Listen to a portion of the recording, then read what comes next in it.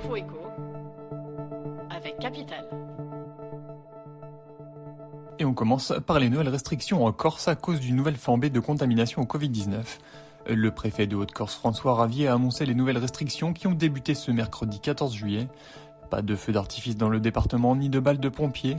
Les événements festifs et familiaux ne pourront pas rassembler plus de 50 personnes.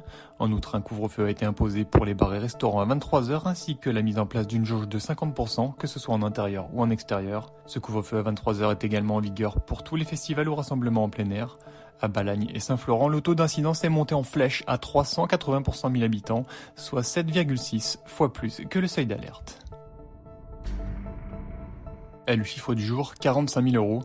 C'est l'amende à laquelle s'exposent les établissements recevant du public qui oublieraient ou ne souhaiteraient pas procéder au contrôle du pass sanitaire selon l'avant-projet de loi du gouvernement. Le texte crée par ailleurs un nouveau motif de licenciement et élargit à toute personne contaminée les mesures de placement à l'isolement pendant 10 jours.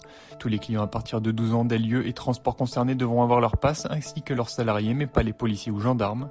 Un sursis jusqu'au 30 août a été décidé pour les enfants de 12 à 17 ans et les salariés. Le texte actuellement soumis au Conseil d'État introduit aussi le placement et le maintien en isolement de toute personne testée positive au Covid-19 pour 10 jours dans le lieu déclaré à l'examen. Et l'info pratique capitale, attention si vous partez en Espagne ou au Portugal ou que vous y séjournez déjà, les formalités de retour en France évoluent. Dans ces deux pays où le virus circule activement et où de nouvelles restrictions ont été prises dans certaines provinces, et les voyageurs non vaccinés devront désormais justifier de nouveaux tests.